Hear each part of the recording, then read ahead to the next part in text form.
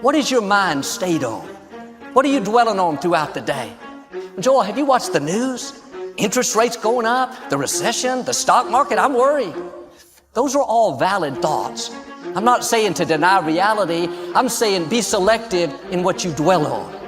The right approach is, yes, there's a lot of uncertainty. I don't know how it's all going to turn out, but God, I know you're my provider. Just as you take care of the birds of the air, feed and clothe them, you're going to take care of me.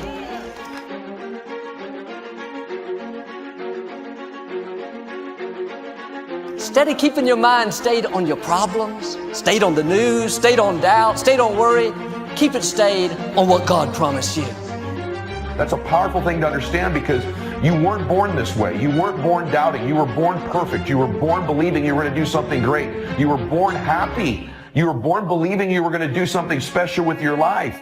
As a baby, I promise you, you had no negative self-talk. You had no negative self-doubt. These are external sources. So important to know, because those thoughts aren't really who you are.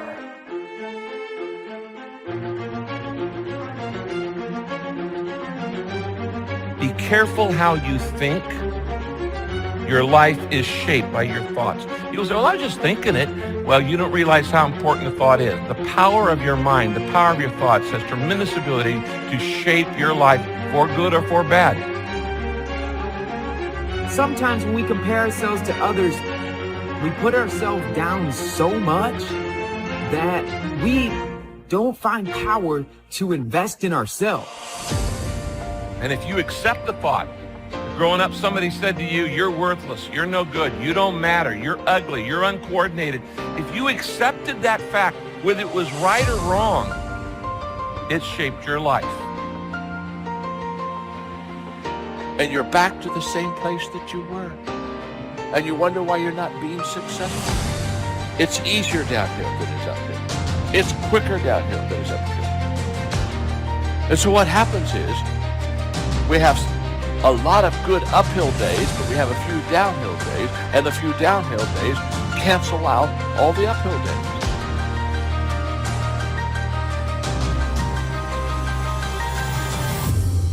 I think so many people out there think that they're cursed, or that they've got bad luck, or that they're their life is detrimental, when really it's all a perspective shift.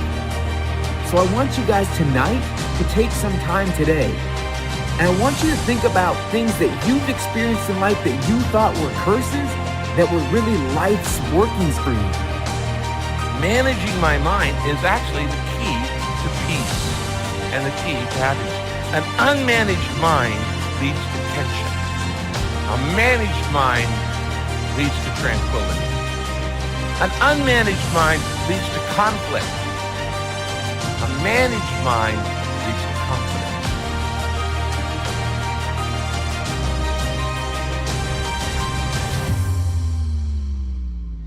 You can't go uphill without self-discipline.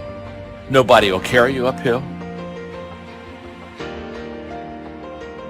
Nobody can coach you uphill. If you go uphill, you got to do it yourself. There are no free rides uphill. There's no such thing as accidental achievements.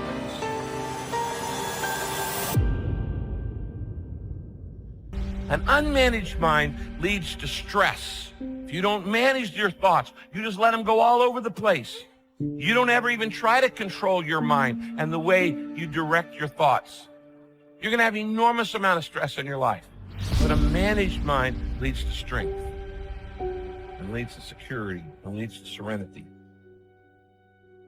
And that's how you should dream. You should dream outlandish dreams. If it's in your imagination, it's possible. Do you know that you can't think of something that can't happen? You know it's impossible to think of the impossible. It's not possible. So if you think it, it's possible. And if you live your life in possibilities instead of probabilities, you have a greater chance of finding happiness.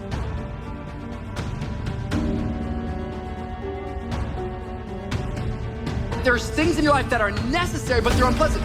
Working out my legs is necessary, but it's unpleasant. Why is it necessary? Because it's the largest muscles in your body. See, what you learn is it's this thing called unintended consequences. You don't know what type of fight you gotta face on Tuesday.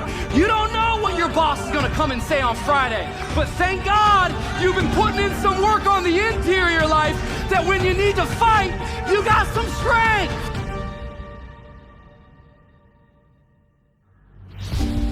I'm the kind of person, if I'm going to do it, I'm all in. I'm the kind of person, I don't like being in between. I don't like to be at the back of the line. I want to be in the front of the line, and I'm going to prepare myself and work on myself to be a dominant voice. Take no prisoners, and like Mike Tyson, eat the wounded, starting at the ears.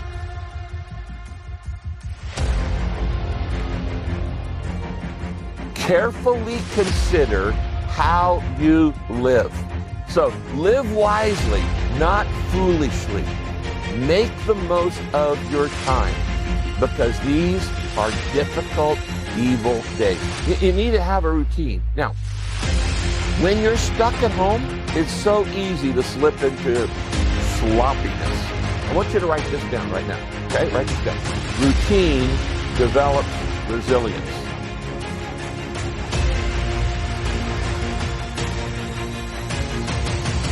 Have you ever found yourself stuck in one of life's storms? And no matter how hard you try, no matter what you do, it seems that you can't make any headway. So many times the storms in our life, we didn't prepare for them, we didn't plan for them, we didn't ask for them, we didn't even cause them, they just suddenly happen. I still believe that things can turn around for me. I still believe that this is not my final position. I still believe that my family can get better. I still believe that if I lose this job, there is another job for me. Still believe that my marriage is not over.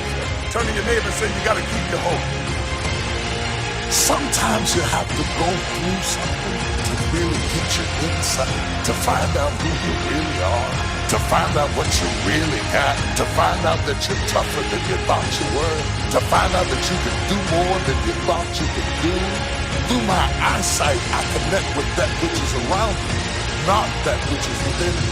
If I look around me, I see circumstances. If I look in me, I see hope.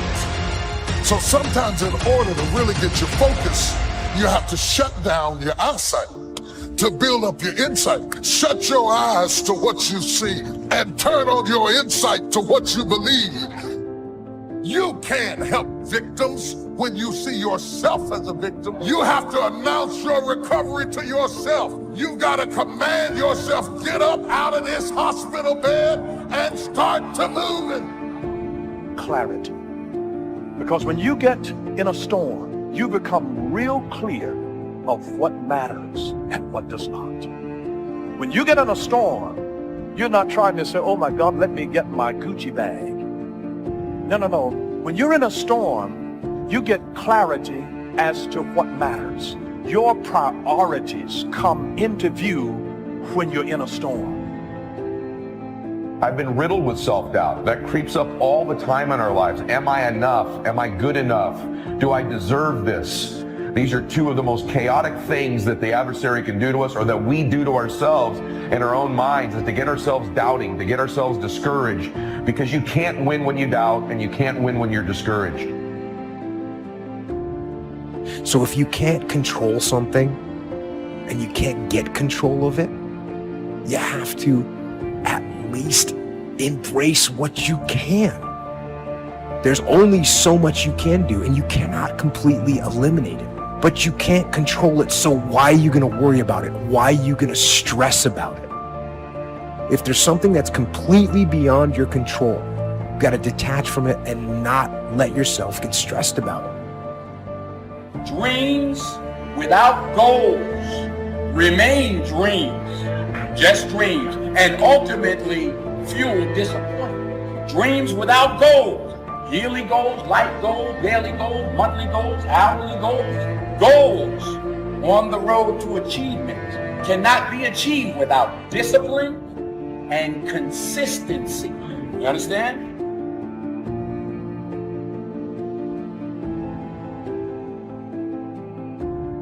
someone's gonna get the candy in life. There's always candy in life. That piñata eventually always breaks down. Do you want to be the person who was there in the beginning, hitting as hard as you could and sacrificing and never get the candy?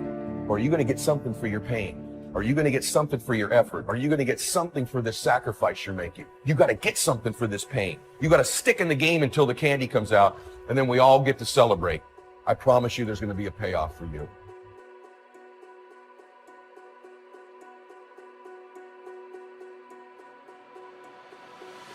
The big challenge is to make something out of each opportunity. Now, if winters are always going to occur in our life, shouldn't we benefit from them too? Come the next winter, you could be on the inside looking out, seated by a warm fire, the company of a good friend, and those unique feelings of security in spite of the circumstances or the season.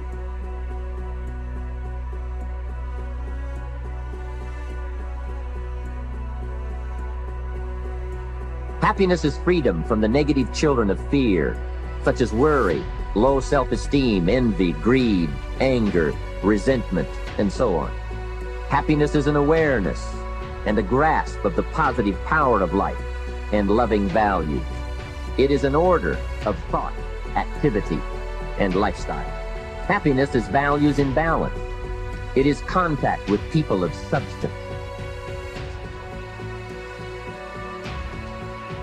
There's another dimension, which is the trait conscientiousness, which is integrity and dutifulness, orderliness, industriousness, openness, which is like a hybrid between intellect, intelligence roughly, and creativity.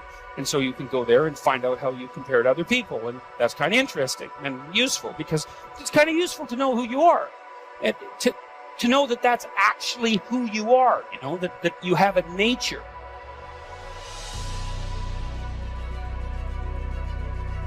If you've had a dream, I guarantee you, you were born with that dream woven into your DNA. You see, dreams are deeply personal. That's why you can be super little and be drawn to something like being a lawyer and have no explanation for why.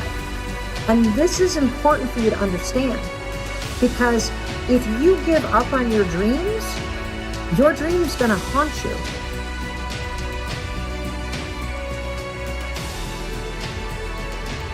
You have to be honest with yourself and truthful with yourself.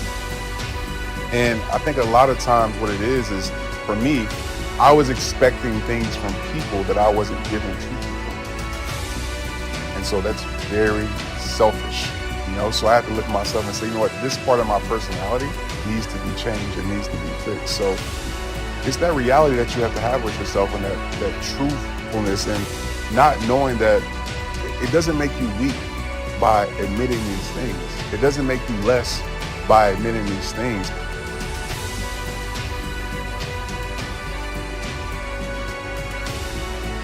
Begin to know now that the night will pass, and as you learn to grow and progress, you will better understand how to handle every night and better live every day. Don't be afraid to face the facts of life.